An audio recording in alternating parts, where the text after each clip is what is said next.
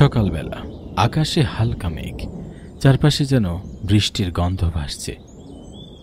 এই বুঝি ছেপে নামবে শ্রাবণের ঝড় ও বৃষ্টি। গ্রামের কাঁচা রাস্তা ধরে কয়েকজন মানুষ হেঁটে যাচ্ছে,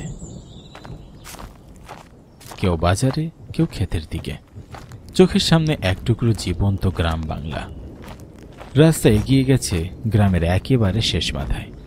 সেখানে এক শান্ত নদী, নীরব, গভীর, বুক জোরে এক অদ্ভুত টান। নদীর ধারে রাখা আছে কয়েকটা নৌকা, খালি, নিঃশব্দে দাঁড়িয়ে আছে, যেন কোনো গল্পের অপেক্ষায়। বৃষ্টি নামছে নির্বিকারভাবে নীরব বাজারের উপরে। টিনের চালের উপর টুকটাপ শব্দে জমে উঠেছে এক নিঃশব্দ গান। বৃষ্টির শব্দে ঢেকে যাচ্ছে কথাবার্তা, আর একপাশে দাঁড়িয়ে আছে বিমল চাওয়ালা। বৃষ্টির ভিতর দোকানটা হয়ে উঠেছে এক গাঢ় আশ্রয়। কি গো অনিমেষ দা, কি বৃষ্টি নামলো, ছাড়ছেই না। তাই তো দেখছি রে, কিন্তু আজ যে বিকেলের আড্ডাটা বেশ জমেছে, কি বল? জমেছে তো বটেই, তবে গতকাল গ্রামে যেভাবে ডাকাতি হলো, এভাবে চলতে থাকলে তো পুরো গ্রাম নিঃস্ব হয়ে যাবে। কেন যে মোড়ল মশাই এটা নিয়ে কোনো ব্যবস্থা নিচ্ছেন না? আরে ওই মোড়ল বেটাকে চিনিসই তো, ও কখনো গ্রামের ভালো চেয়েছে? ঠিক বলেছো দাদা। তা তোমার কাজের গতি কিরকম? এই তো চলছে, আগের মতোই কাজ হচ্ছে। হ্যাঁ গো দাদা, আমার কাজের গতিও তেমন একটা নেই। ভাবছি শহরে যাব, কিন্তু বাসায় মা একা, আর গ্রামে যেভাবে ডাকাতের অত্যাচার বেড়েছে, তাই আর যেতে পারছি না গো দাদা। বিভাস চল। ও অনিমেষ দাদা, চলো গো, বৃষ্টি থেমে গেছে, সন্ধ্যাও যে হয়ে এলো। হ্যাঁ হ্যাঁ, চল চল। চায়ের দোকানটা পিছনে ফেলে নরেশ, অনিমেষ আর বিভাস হাঁটতে শুরু করলো গ্রামের কাঁচা রাস্তা ধরে। আকাশে তখনও মেঘের ছাপ, কিন্তু বৃষ্টির আর কোনো নামগন্ধ নেই। চারদিকটা ভিজে ভিজে আর থমথমে। হাঁটতে হাঁটতে ওরা পৌঁছে গেল গ্রামের একদম নির্জন কোনায়। জায়গাটা পরিচিত, অথচ কেউ ওদিকটায় হাঁটতে যায় না সহজে। হঠাৎ নরেশ থেমে বলল, দেখো অনিমেষদা, পোড়া কিছু গন্ধ পাচ্ছ? হ্যাঁ রে, একটা পোড়া গন্ধ তো পাচ্ছি বটে। একটা পোড়া গন্ধ, অস্বস্তিকর।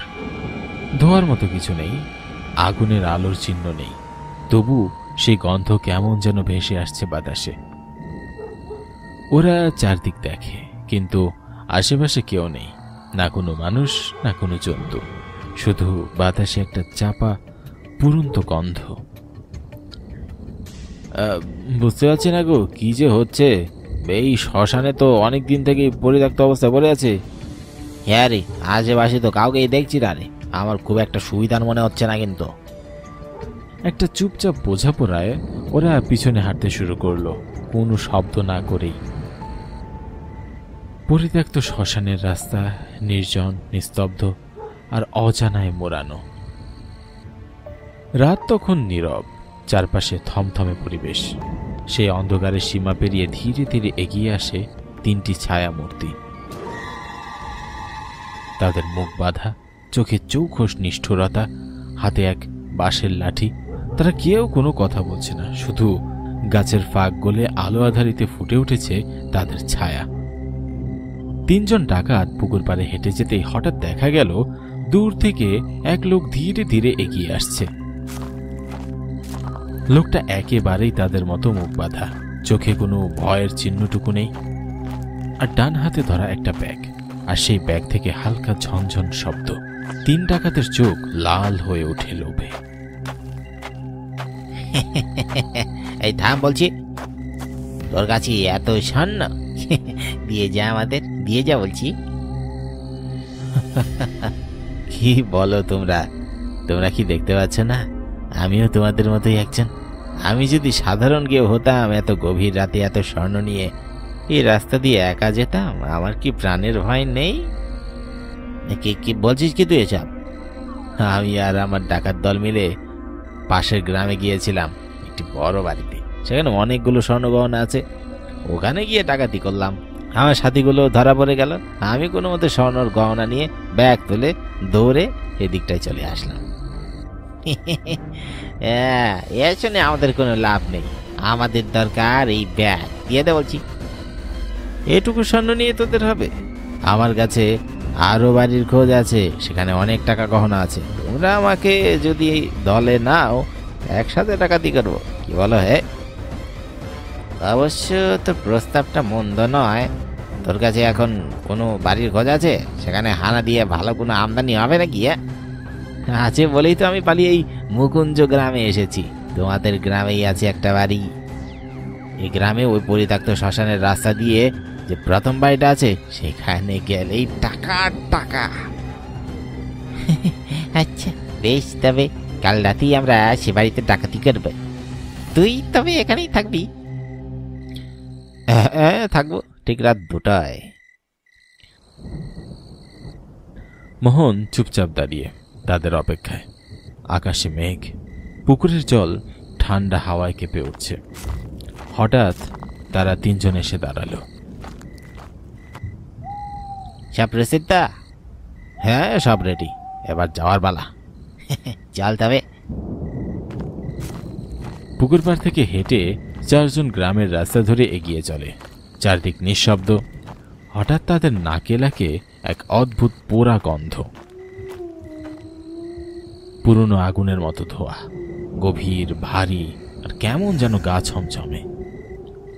কি ব্যাপার, এ বৈদাক্ত শ্মশানঘাট থেকে পোড়া গন্ধ আসছে কেন? আমিও তো পাচ্ছি। রাতের শ্মশানটা মনে হয় ভালো নয়। এই পথ দিয়ে সামনের বাড়িটা মোরলের। আমরা ওই বাড়িতেই যাব, ওখানে আমার খোঁজ আছে। ওই বড় বাড়িতে অনেক টাকা। বেশ, কিন্তু মোরেলের বাড়িতে একটু সাবধানে যেতে হবে। শ্মশানের রাস্তা পেরিয়ে তারা পৌঁছে গেল মোরলের বাড়ির সামনে। রাত গভীর। মোরল মশাই, সময় হয়েছে। বেটা কি করছিস? ধরা টরা খাওয়াবি নাকি? ডাকাতের কথা শেষ হতে না হতেই মুহূর্তেই কিচকিচ করে দরজাটা খুলে যায়। দরজার ফাঁক দিয়ে বেরিয়ে আসে মোরল মশাই, চোখে মুখে সতর্কতার ছাপ। তার পিছনেই একে একে বেরিয়ে আসে নরেশ, অনিমেষ, বিভাস, চায়ের দোকানদার বিমল, আরও কয়েকজন গ্রামবাসী। মোরল বাদে সবার হাতেই লাঠি আর বাঁশের সোটা। তাদের মুখে তখনও কোনো কথা নেই। তারা সকলেই তৈরি, যেন কোনো ভয় নেই। আজ রাত্রে যা হবার হবে। তোদের অপেক্ষায় ছিলাম। আর মোহন বাবা, তোমাকে অনেক ধন্যবাদ আমার এই ডাকাত দলদের ধরতে সাহায্য করার জন্য। মানে কি হচ্ছে এসব? তুই তবে আমাদের এখানে এনেছিস ফাঁসানোর জন্যে? আজ তোকে ছাড়বো না রে। আমাকে পরে মেরো, আগে নিজের জান বাঁচাও। মানে মোরল মশাই, আমরা মানে ডাকাতি আর করবো না, ছেড়ে দেব। মোরল মশাই তোমাদের ছাড়লেও আমি কিন্তু ছাড়বো না। হঠাৎ করে মোহন আর মোহন থাকে না। তার গলা স্বর কেঁপে ওঠে, চোখ দুটো লাল আগুনের মতো জ্বলে ওঠে। তাকে ঘিরে বাতাস ভারী হয়ে আসে পুড়ে যাওয়ার গন্ধে। এ কি প্রতাপদা, তুমি এই অবস্থায়? কিন্তু আমরা সবাই জানি তুমি তো 1 বছর আগে চলে গেছো। কিন্তু তোমাকে এবার মারলো কে? আমি বাসায় থেকে গিন্নির সাথে ঝামেলা করে বের হয়েছিলাম। তবে আমি সেই রাতে শহরে যাই, গিয়ে কয়েক মাস কাজ করি, করে ভালো টাকা রোজগার করি। তারপরে গ্রামে ফিরছিলাম। সেদিন ছিল অমাবস্যার রাত। শ্মশান ঘাটের রাস্তায় আসতেই রাত তখন গভীর। চাঁদের আলোয় অন্ধকার পথটুকু কেবলমাত্র আন্দাজ করা যায়। সেই পরিত্যক্ত শ্মশানের রাস্তা ধরে প্রতাপ একা হাঁটছে, তার ডান হাতে একটা থলে। ঠিক তখনই সামনের কুয়াশা সরিয়ে এক এক করে 3টি ডাকাত বেরিয়ে আসে। তাদের মুখে ছিল কাপড় বাঁধা। একজন গম্ভীর গলায় বলল, এই থাম, ব্যাগটা দে। কোথায় যাচ্ছিস? নিশ্চয় এখানে টাকা পয়সা আছে। আমাকে যেতে দাও, এই টাকাটা আমার খুব দরকার। আমি কিন্তু চিল্লাবো, গ্রামবাসীদের ডাক দেব। এই কথা শোনার পর ডাকাতদের হৃদয় পাথরের মতো হয়ে যায়, চোখ জ্বলে ওঠে। তারপর এক ঝটকায় ব্যাগটা কেড়ে নেয়। না, এই ব্যাগটা আমায় ফেরত দাও। এ শরীরে আগুন জ্বালিয়ে দে। অবশেষে তারা আগুন ধরিয়ে দেয় প্রতাপের গায়ে। ধোঁয়ার গন্ধে ভরে ওঠে সেই শ্মশানের রাস্তা। রাতটি ছিল অমাবস্যার সেই রাত। প্রতাপ বলে, আমি আবার ফিরে আসবো, ছাড়বো না কাউকে। প্রতাপের দেহ আগুনে ঝলসে যাচ্ছে। ডাকাতের দল নিষ্ঠুর হাসি হেসে শ্মশান ত্যাগ করে। ঠিক এইভাবে এই 3 জন আমাকে মেরেছিল। আমি চাইলে কাল রাতে ওদের শেষ করতে পারতাম, কিন্তু আমাকে হত্যা করা হয়েছিল অমাবস্যার রাতে। আমার প্রতিশোধ হবে অমাবস্যার রাতেই, না হলে আমার আত্মা মুক্তি পাবে না। আজ অমাবস্যা, সবাই জানুক কেন আমি মরেছিলাম। ওদের আমি নিয়ে এসেছি এখানে আপনাদের কাছে মোহনের রূপ ধরে। আপনাদের জানাতে চেয়েছিলাম ওরা আসছে, যাতে আপনারা প্রস্তুত থাকতে পারেন। কথা শেষ হতে না হতেই চারপাশে নেমে আসে এক অদ্ভুত নিস্তব্ধতা। কারও মুখে কোনো শব্দ নেই। আর সেই 3 ডাকাত, যাদের মুখে তখনও কাপড় বাঁধা, তারা যেন নিজেদের চোখকেও বিশ্বাস করতে পারছিল না। গলা শুকিয়ে কাঠ হয়ে যায় তাদের। এবার তাদের বিচার হবে। পৃথিবীর কেউ নয়, বরং প্রতাপের আত্মাই তাদের বিচার করবে। আমার ভুল হয়ে গেছে, আমাকে ক্ষমা করে দাও। হ্যাঁ মোড়ল সাহেব, আপনি আমাদের বাঁচান। তোদের পাপের শাস্তি তো তোরা পাবেই, এখানে আমার কিছু করার নেই। আমাকে যেমন করে পুড়িয়ে মেরেছিলি, এখন তোরাও এইভাবেই মরবি। মোড়ল মশাই যেন জমে গেছে। তার গলা শুকনো কাঠ হয়ে গেছে। চারপাশের বাতাস যেন ভারী হয়ে উঠেছে। লণ্ঠনের আগুনটা তখনও ম্লান হয়ে আছে। আর ঠিক তখনই প্রতাপ লণ্ঠনটিকে আছড়ে ছুঁড়ে মারে সোজা 3 ডাকাতের গায়ে। চারদিকে চিৎকার আর আগুন দাউ দাউ করছে। প্রতাপ নীরব ভাবে দাঁড়িয়ে থাকে, তার চোখে প্রশান্তি। আর তার পিছনে পুরো গ্রামবাসী, যারা স্তব্ধ হয়ে দাঁড়িয়ে আছে। প্রত্যেকের চোখে বিস্ময় আর ভয়, আর এক ধরনের মুক্তির আলো। এবার আমার একটা মুক্তি পেয়ে যাবে। সবাই ভালো থেকো। এই কথা শেষে ধীরে ধীরে তার শরীরটা হালকা হতে থাকে। তার পুরা রূপ যেন মিশে যেতে থাকে বাতাসে।